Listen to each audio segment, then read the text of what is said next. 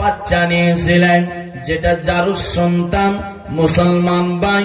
এই বাচ্চাটাকে তো নিয়েছে, আবার বাচ্চাটাকে দুনিয়ার বুকে জন্ম দিয়েছে।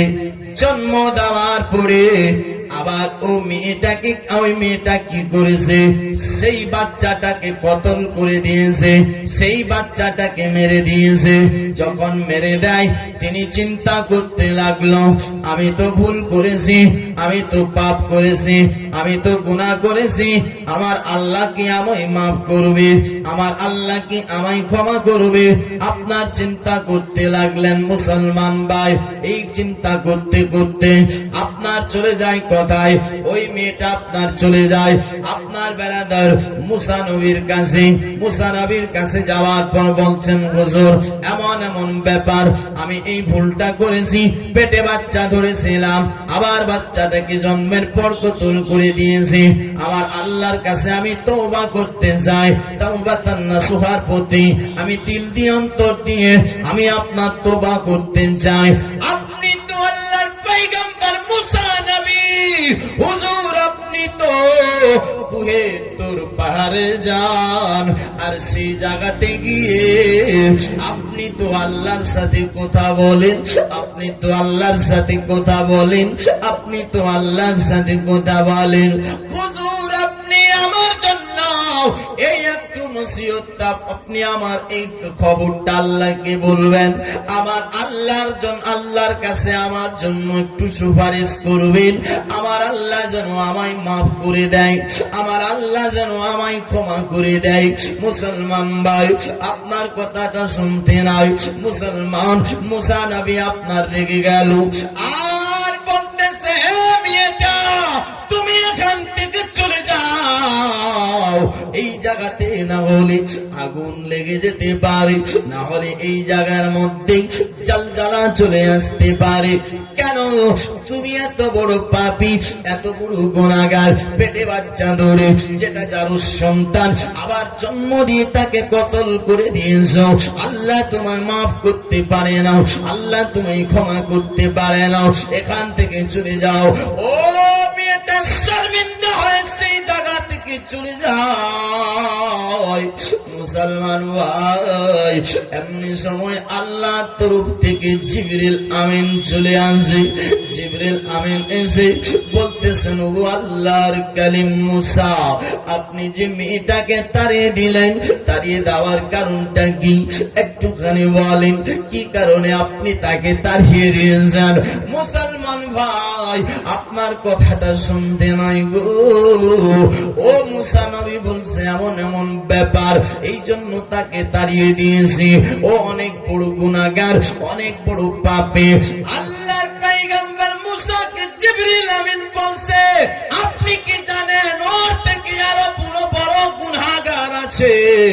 বলে, না না, আমি তো তা জানি না যে এর থেকে আরো বড় গুনাহগার আছে, এর থেকে কি আরো বড় গুনাহগার হতে পারে? বলতেছেন, শোনো, যেই ব্যক্তিটাকে আমার আল্লাহ দুটি পা চলার জন্য দিয়েছে, যেই ব্যক্তিটাকে আল্লাহ খেটে খাওয়ার জন্য দুটি হাত দিয়েছে, যেই বান্দাটাকে আল্লাহ দুটি চোখ দিয়েছে, যে বান্দাটাকে আল্লাহ দুটি কান শোনার জন্য দিয়েছে, যে বান্দাটাকে আপনার বলার জন্য জবান দিয়েছে, এত বড় শরীরটা আল্লাহর দেওয়া নিয়ামত, আল্লাহর দেওয়া নিয়ামত, এত বড় নিয়ামত পেয়ে শরীর স্বাস্থ্য ভালো থাকার পর নামাজকে ছেড়ে দেয়। এই নামাজকে জেনে শুনে ছেড়ে দেওয়া ব্যক্তিটাও একটা কাতিল আর জানের থেকে বড় গুনাহগার হয়। একজন কাতিল আর জানের থেকে বড় গুনাহগার হয়। তাহলে চিন্তা করে দেখেন, আপনার আমার শরীর ভালো, আপনার আমার পা ভালো, আপনার আমার হাত ভালো, আপনার আমার চোখ ভালো, আপনার আমার সব কিছু ভালোর পরেও আপনি আমি নামাজ পড়ি না, তো জেনার থেকেও বড় আর আপনার কাতিলের থেকেও বড় গুনাহ হয়। মুসলমান ভাই, আল্লাহ তাআলা আপনাকে দুনিয়ার বুকে পাঠিয়েছে ইবাদতের জন্য। আল্লাহর ইবাদত করেন ভাই, আল্লাহর ইবাদত করেন, না হলে দুনিয়ার বুকে শান্তি নাই। আজ দুনিয়ার বুকে মুসলমান মার খাচ্ছে, দুনিয়ার বুকে মুসলমান অত্যাচারে আছে, দুনিয়ার বুকে মুসলমান বিপদে আছে। বিপদ মুসলমানের কাছে আপনার বেশি কেন? কারণটা কি? একটাই কারণে, আজ আপনার আমার ঈমান মজবুত নাই। আপনি আমি ঈমানটাকে ঠিক করতে পারি না। নবী আমার বলছেন নিজের নফসটাকে আপনি আপনার কন্ট্রোল করুন, নিজের নফসের সঙ্গে জিহাদ করুন। কেন? জিহাদ হলো দুই প্রকারের। কয় প্রকার? দুই প্রকারের। সাহাবারা বলতেছেন নবী গো ইয়া রাসূলুল্লাহ আপনি বলেছেন দুই প্রকারের, দুটি হলো জিহাদ, কিন্তু আমরা একটা জানি যেটা ইসলামের খাতিরে জান দেওয়া হয়, যেটা ইসলামের খাতিরে শহীদ হয়ে যায়, এটা হলো একটি জিহাদ। কিন্তু আরেকটা যে জিহাদ আছে নবী গো আপনার সেই জিহাদটাকে একটুখানি বলেন। আমার আপনার দয়ার নবী মায়ার নবী মুস্তাফা বলছেন শুনো, ওর থেকে যেটা বড় জিহাদ সেটা হলো যেই ব্যক্তিটা নিজের নফসের সঙ্গে জিহাদ করে। জোরে বলো সুবহানাল্লাহ। এই নফসটাই ম্যান, এই নফসটাই বলছে তুমি জেনা করো, নফসটাই বলছে তুমি শরাব পান করো, নফসটাই বলছে গরিবের হক মেরে খাও, নফসটাই বলছে তুমি অমুককে মারো, অমুককে কতল করো। মুসলমান ভাই বাবাজি, বেরাদার বন্ধুগণ ভাই, এ মুসলমান আপনাকে বলবো এই নফসের সঙ্গে জিহাদ করেন, জিহাদ বেরাদার, তাহলে দুনিয়ার বুকে সুকুন পাবেন, শান্তি পাবেন। কেন? আল্লাহর জিকির করতে হবে। আল্লাহ বলেছে বান্দা তুমি আমার জিকির করো, আমি তোমার জিকির করব। জোরে বলো, তোমার চর্চা করব। এ বাবাজি, কিন্তু আপনি আমি আল্লাহর জিকির করি না। আজ আপনার কাছে টাকা আছে, পয়সা আছে, ঘর আছে, বাড়ি আছে, বিল্ডিং আছে, দালান আছে, সবকিছু থাকার পরেও আপনার কাছে সুকুন নাই, আপনার কাছে শান্তি নাই, আপনি শান্তি পান না। সুকুনের জন্য বাজার যাচ্ছেন, দামি চা খাচ্ছেন, দামি মিষ্টি খাচ্ছেন, বাজার গেলেন, তারপরও সুকুন নাই। আপনি শিলিগুড়ি চলে গেলেন, দার্জিলিং চলে গেলেন, দিল্লি পাঞ্জাব গেলেন, দেশ থেকে বিদেশ গেলেন। কেন গেলেন? যে আমার দিলের মধ্যে সুকুন নাই, আমি শান্তি পাই না, তাই এদিক ওদিক যাই ঘোরার জন্য, মনটাকে ফ্রি করার জন্য। কিন্তু ব্রাদার তারপরও শান্তি নাই। আছে শান্তি কোথায়? মুসলমান ভাই, আপনি চলে আসেন ইমাম সাহেবের কাছে, ইমাম সাহেবকে জিজ্ঞেস করেন হুজুর শান্তি কোন জায়গায় পাই না, দেশ বিদেশ সব জায়গায় ঘুরলাম, শান্তি নাই, হুজুর শান্তি পাবো তো পাবো কোথায় একটুখানি বলেন। ইমাম সাহেব কোরআন খুলবে, কোরআনের মধ্যে লেখা আছে আলা বিযিকরিল্লাহি তাতমাইন্নুল কুলুব, আল্লাহর জিকির করো, দিলের মধ্যে শান্তি পেয়ে যাবে। জোরে বলো শান্তি কোথায়? দিলের মধ্যে। মুসলমান ভাই, আজ আপনি আমি আল্লাহর ইবাদতে করছি না। বেরাদার, আজ দেখেন একটা লোক ছিলেন, আজ আপনি আমি নিজের পেটের জন্য মরছি। কিন্তু দেখেন ভাই, একটা লোক ছিলেন মুসা নবীর জামানার। কোন নবীর? মুসা নবী। আগেই বলেছি লোক যদি উঠাউঠি করে ভাই মন লাগবে না। হ্যাঁ, তারপর আমি তো বলছি, কিন্তু অন্য বক্তা হলে বলতে পারতো না। মুসা নবী জামানায় একটা লোক ছিলেন, যেই লোকটা খেতে পায় না, যার বাড়ি পর্যন্ত নাই, ঘর নাই, থাকবে যে কোথায় নাই। বেরাদার, একটা পাহাড়ের গুহায় আপনার তিনি থাকতেন। কোথায় থাকতেন? পাহাড়ের গুহায়। আর পড়বে যে তার কাপড়ও নাই, স্বামী স্ত্রী আছে, একটাই শুধু কাপড়। কয়টা? একটা কাপড়। বেরাদার বন্ধুগণ ভাই, কিন্তু হয়েছেন কি দেখেন, এবার আল্লাহর তরফ থেকে তার কাছে খাবার আসে, তবে আজকে খাবে, 2 দিন ও খাবে না, 2 দিন কোনো খাবার রিজিক আসবে না, আর 2 দিন পর আবার তার কাছে আল্লাহর তরফ থেকে রিজিক আসবে, কিন্তু সেটাও পেট ভরে পাবে না। আচ্ছা, একটা লোক যদি একদিন সারাদিন না খায়, তো যখন খাবার পাবে তোর মনটা চাইবে না যে পেট ভরে খায়? চাইবে কিনা? এই লোকটা 2 দিন পর খাবার পায় কিন্তু পেট ভরে পায় না, তো এরও মনটা চাচ্ছে যে আমিও যেন পেট ভরে খেতে পারি। একদিন রাস্তা দিয়ে আল্লাহর পয়গম্বর নবী মুসা যেন হেঁটে যায়। মুসাকে ডেকে বলছে, হুজুর এমন এমন ব্যাপার, হুজুর আমি 2 দিন ধরে খেতে পাই না, 2 দিন পর পাই, তবে সেটা পেট ভরে পাই না। হুজুর গো, আপনি কি পারবেন আমার জন্য আল্লাহর কাছে একটু সুপারিশ করতে?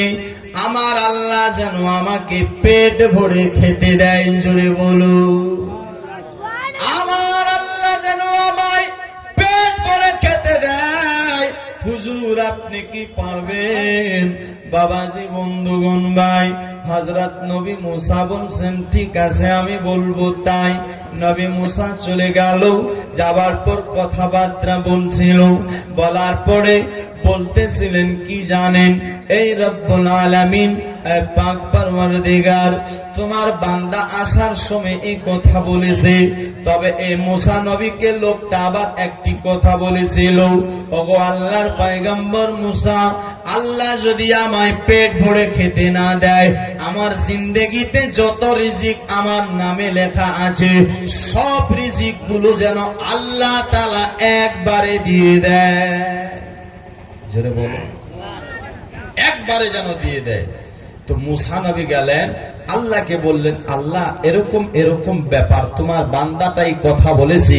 তো আমার আল্লাহ বলছে, মুসা শোনো, আমি তাকে এই জন্য এভাবে খাবার পৌঁছাই যে তার জিন্দেগিটা অনেক লম্বা লেখানো হয়েছে, অনেক দিন বাঁচবে, আর এই সিস্টেমে আমি আপনার তাকে আমি খাবার দিই যে ও যেন ও আমার ইবাদত করে ও নিজেও বেঁচে যায়, আমি আল্লাহরও ইবাদত হয়ে যায়। জোরে বলুন সুবহানাল্লাহ।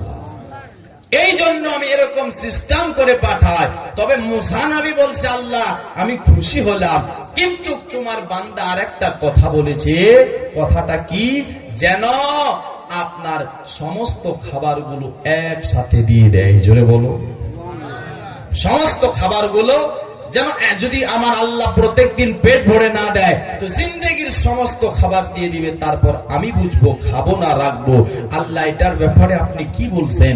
তো নবী মুসা বলতেছে, এই কথা যখন নবী মুসাকে বললেন, আল্লাহ বলছে, মুসা রে, যদি অন্য কেউ বলতো তাহলে আমি ইনকার করে দিতাম, যেহেতু তুমি আমার পয়গম্বর, আমার বন্ধু, তাই শোনো, আমি ওয়াদা করলাম কাল সকাল বেলায় তার বাড়িতে জিন্দেগির সমস্ত খাবার পৌঁছে যাবে। জোরে বলো। কিন্তু বাকি জিন্দেগিটা কেমন করে কাটবে সেটা ওর ব্যাপার, ওর ব্যাপার। দোস্ত, বন্ধুগণ, ভাই, কথাটা শুনতে নাই। মুসা নবী সেখান থেকে চলে যায়। রাত কেটে গেল। পাহাড়ের গুহায় স্বামী স্ত্রী ইবাদত করছিল। ইবাদত করার পরে আপনার পাহাড়ের গুহা থেকে লোকটা আপনার বার হয়েছে। দেখতেছেন কি? আপনার যেন দুটা নুরানি চেহারাওয়ালা এক ট্রাক মালপত্র তার বাড়ির সামনে রেখে চলে গেছে। জোরে বলো। লোকটা ইমানদার ছিল, মুসলমান ভাই। লোকটা আপনার সেখান থেকে ডাইরেক্ট চলে যায় নবী মুসার কাছে। হুজুর এমন এমন ব্যাপার, দুটি আপনার সৌন্দর্য নুরানি চেহারাওয়ালা লোক আমার বাড়িতে খাবার রেখে চলে গেছে, তবে লোকটাকে আমি জানি না, চিনি না। এই লোকগুলো কে ছিল? বলেছেন, শোনো, ওই লোক অন্য কেউ ছিল না, আল্লাহর 2 দুইজন নূরানি ফেরেশতা ছিল, জোরে বলুন সুবহানাল্লাহ। আর যে খাবার দিয়েছে ও খাবার অন্য কারো ছিল না, ও খাবারগুলো তোমার জিন্দেগির রিজিক আল্লাহ একসাথে পাঠিয়ে দিয়েছে। একসাথে জিন্দেগির রিজিক গুলো তোমার কাছে পাঠিয়ে দিয়েছে। নবী মুসা বলছে, ভাই শোনো, তবে তুমি খাবার খাবে না রাখবে তোমার ব্যাপার, আল্লাহর তরফ থেকে আর কোনোদিন তোমার কাছে রিজিক আসবে না। দোস্ত বন্ধুগণ, আল্লাহ বলে দিয়েছে। তো লোকটা খুশি হয়ে গেছে আর বলছে, হুজুর আপনি আমার বাড়ির দাওয়াত কবুল করেন। জোরে বলো। আপনাকে যদি বলা হয় এক বস্তা চাল 1 বছর নিয়ে যেতে হবে, ইমাম সাহেবকে আর দাওয়াত করবেন? হ্যাঁ, কেন? নিজেকেই খেতে হবে। যদি ইমাম সাহেবকে খাইয়ে দিত, আমি কি খাবো? মেহমান যদি আসে আপনি বিরক্ত হয়ে যাবেন। ওই লোকটা কি করলেন? মুসা নবীকে দাওয়াত করলো। এলাকাতে যত বাবরচি ছিল সমস্ত বাবরচিও দাওয়াত করেছে। আর করার পরে যত আপনার খাবার ছিল সব খাবার একই দিনে রান্না করেছে। জোরে বলুন সুবহানাল্লাহ। আর করার পরে এলাকাতে যত গরিব মিসকিন ছিল আপনার সবাইকে দাওয়াত করেছে। সবাই যেন খাবার জন্য রেডি হয়েছে। মুসা নবী এসেছে, আসার পর দেখতেছে কি জানো, যে আপনার জিন্দেগির যত খাবার ছিল সমস্ত জিন্দেগির খাবার রান্না করে নিয়েছে। আর এই খাবারগুলো খাবার জন্য আপনার অনেক লোক হাজার হাজার আপনার উপস্থিত হয়ে গেছে। মুসা নবী চিন্তা করছে, এই লোকটা বাকি জিন্দেগিটা কেমন করে কাটবে? যদি একসাথে এসে আপনার খাবারগুলো শেষ হয়ে যায়, এই লোকটা বাকি জিন্দেগিটা কেমন করে কাটবে? এই চিন্তা করছেন। মুসলমান ভাই বলেন তো, আপনার আমার চিন্তা হবে কি হবে না? বেরাদার সব খাবার খেয়ে নিল, নেওয়ার পর হয়েছেন কি? আবার মুসা নবীও খেলেন। মুসা নবী কিছু বললেন না। যত খাবার বেঁচে ছিল দুই স্বামী স্ত্রী খেয়ে আল্লাহর ইবাদত করতে লাগলো। জোরে বলো। বাকি জিন্দেগিটা কেমন করে কাটলো বলবো? শুনবেন? কে কে শুনবেন? হাত তোলেন তো। সবাই শুনবেন? আচ্ছা, একটা 1100 টাকা দিতে পারবে? এত বড় মাজমাতে রাসূলুল্লাহর ঘর মাদ্রাসার জন্য আমি আশা করছি অনেক আমার ভাই আছেন, অনেক আমার দাদা রয়েছেন। একটা 1100 টাকা চেয়েছি, 11,000 চাইনি। আমার বাপ 1000 টাকা, 1100 টাকা আপনার মধ্যে কারো কাছে নাই। আমি দেখতে চাই লোকটা জিন্দেগিটা কেমন করে কাটলো। আল্লাহ কি তাকে আরো রিজিক দিল কি দিল না আমি সেটাও বলবো। তবে একটা 1100 টাকা আমি দেখবো।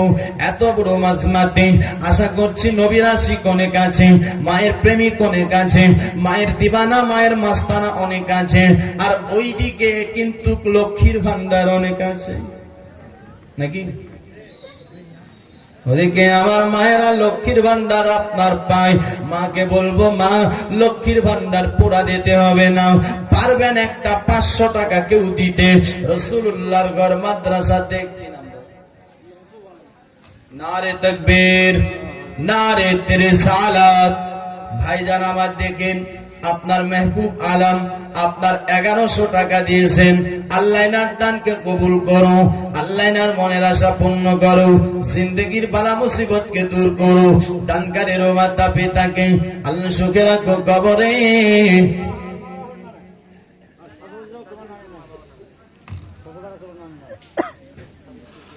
তার স্ত্রীর নামে 500 আর 600 দিয়েছেন। নানা নানির জন্য 2 জন হয়েছে 11 করে। বেরাদার বন্ধুগণ ভাই, আশা করছি আরেকটা নাই, আরেকটা যদি হয়ে যায় আমি একটুখানি আপনার এগিয়ে যেতে চাই। 1100 চেয়েছি ভাই, বেশি আপনার কাছে চাইনি। যদি কেউ বেশি দেওয়ার মতন আছেন তো দিবেন। সুবহানাল্লাহ।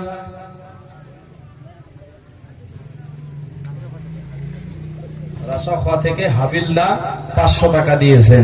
সুবহানাল্লাহ, মাশাআল্লাহ। নারে তাকবীর, নারে রিসালাত। সুবহানাল্লাহ। দেন দেন, চট করে দেন। কি নাম? নারে তাকবীর, নারে রিসালাত। আতাউর রহমান চাচা আমার 3 নম্বরে 1100 টাকা দিয়েছেন, আল্লাহ এনার দানকে কবুল করো। ভাই 3 নম্বর হয়েছে, আর একটা দিয়ে দেন, জোড়াটা হয়ে যাবে, তারপর আমি বক্তব্যকে এগিয়ে নিয়ে যাব। নাই ভাই, একটা 500 টাকা 1100 টাকা দেনেওয়ালা এত বড় মাসমাতে আশা করছি আছে। নবীর প্রেমিক অনেক আছে, নবীর দেওয়ানা অনেক আছে, নবীর মাস্তানা অনেক আছে। বেরাদার বন্ধুগণ, ভাই গেরুয়া শিখারপুর থেকে ইসাউদ্দিন 500 টাকা দিয়েছেন, আল্লাহ এনার দানকে কবুল করো, মনের আশা পূর্ণ করো, জিন্দেগির বালা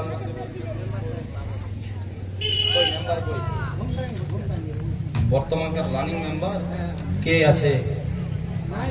নাই।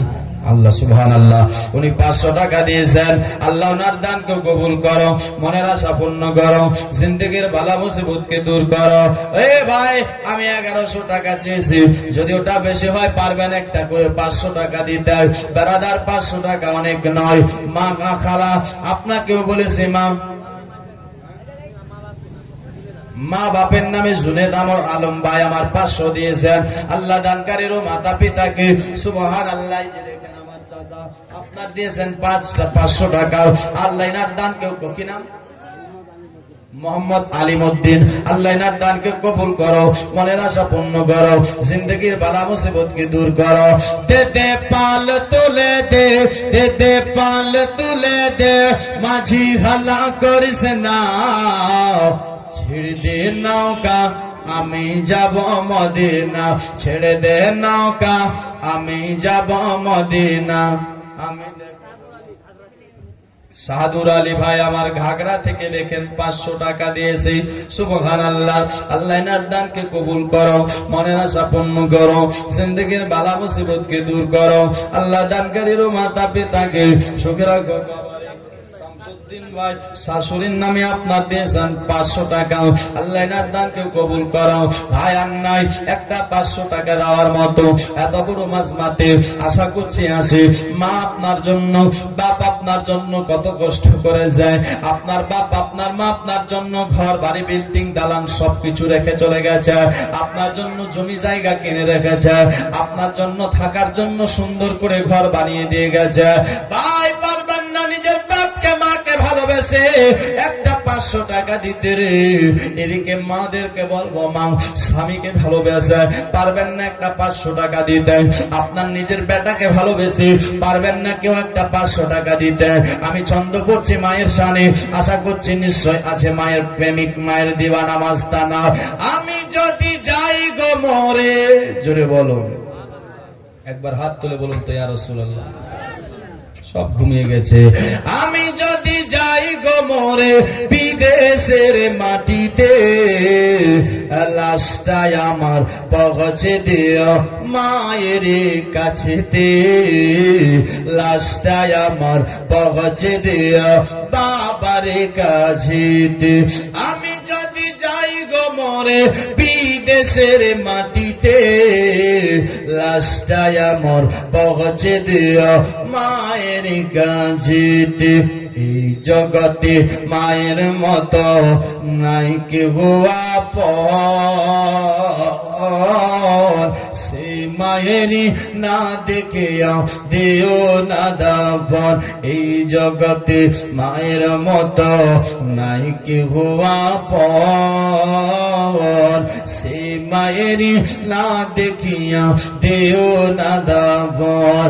আমায় একটা নজর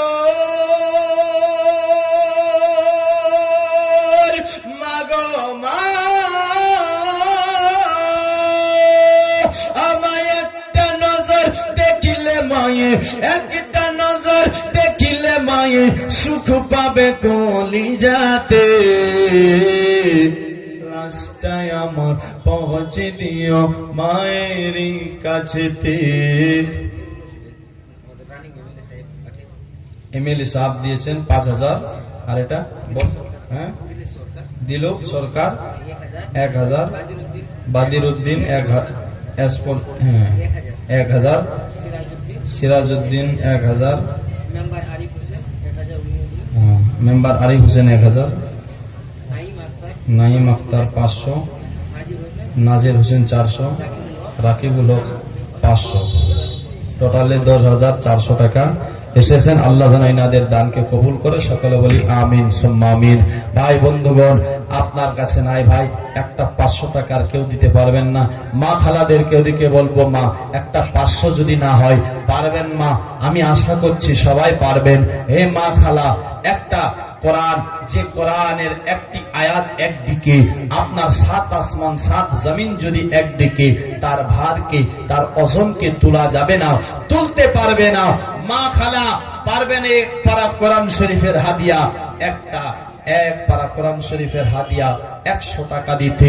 মা, তোমার বেটার নামে, তোমার বেটির নামে, তোমার শ্বশুর শাশুড়ির নামে, তোমার আওলাদের নামে, তোমার স্বামীর নামে আপনাকেও বলবো ভাই, না একটা 100 টাকা দেনেওয়ালা একটা পারা কোরআন শরীফের হাদিয়া আশা করছি সবাই আছে, সবাই দেবে। মুসলমান ভাই, অনেক টাকা আপনায় আমি খরচা করে ফেলি। মুসলমান, আপনি আমি বাজারে যাব, 100 টাকার দোষ বন্ধুর সঙ্গে আড্ডা নিতে নিতে চা খেয়ে ফেলবো। বেরাদার, তেল আপনার বাজারে গেলে আপনার 100 টাকার পেট্রোল ফুরিয়ে দিব, পারবেন না? নিজের মাটাকে ভালোবেসে একটা পারা কোরআন শরীফের হাদিয়া 100 টাকা দিতে আপনি ওখানে দাঁড়িয়ে থাকবেন, মায়েরা সবাই আসবে, সবার কাছ থেকে নেন। সুবহানাল্লাহ। বেরাদার বন্ধুগণ ভাই, আপনার কাছেও আমি একটা জসমিন নাম, নারে তাকবীর, নারে রিসালাত। দেখেন জসমিন নাম মা আমার, আপনার 1000 টাকা দিয়েছে। সুবহানাল্লাহ। এই যে দেখেন আমার চাচা 100 টাকা দিয়েছে মা বাপের নামে, আর 1 বস্তা সিমেন্ট। আল্লাহ এনার দানকে কবুল করো, সিমেন্টটা লিখে নেবেন।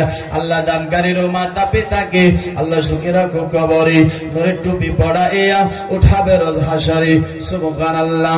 আমার মা খালাকে বলবো, মা সবাই দিবেন মা। সুবহানাল্লাহ। আলী মোহাম্মদ মরে গেছে, তার জন্য 400 টাকা দান করেছে। আল্লাহ এনার দানকেও কবুল করো। ওখানে একসাথে সবার এগুলো নিয়ে নেন, আল্লাহ এনার দানকেও কবুল করো।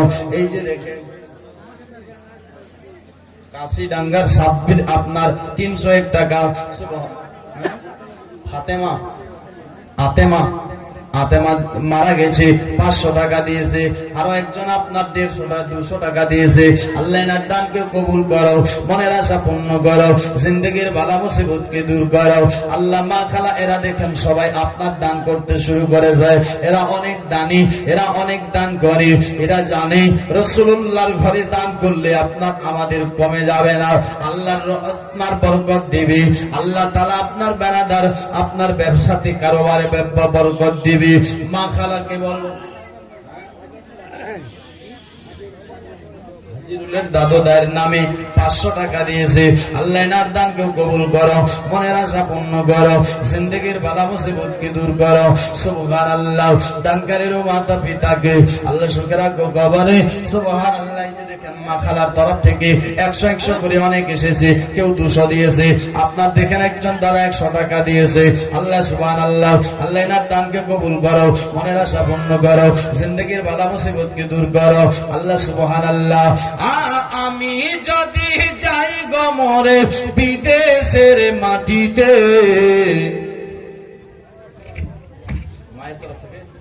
মায়ের তরফ থেকে দেখেন অনেক এসেছে।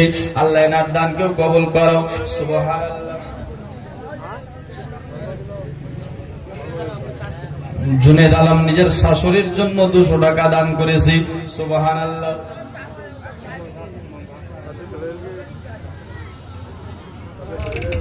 শাহনওয়াজ 700 টাকা দিয়েছে। আল্লাহ সুবহানাল্লাহ। মোহাম্মদ সাবির 500 টাকা দিয়েছে। আল্লাহ এনার দানকে কবুল করো, মনের আশা পূর্ণ করো, জিন্দেগির বালা মুসিবতকে দূর করো। এই আমার চাচা আপনার 200 টাকা দান করেছে। আল্লাহ এনার দানকে আমার আপনার দেখেন আপনারা 50 টাকা দান করেছে। যদি কেউ পারেন 1 বস্তা সিমেন্ট লিখে দেব, আপনারা সিমেন্ট লিখে দিতে পারেন। আপনার ভাই দান করলে আপনার বিফলে যাবে না, একদিন নিশ্চয়ই তার আপনি ফল পাবেন, তার আপনি লাভ পাবেন।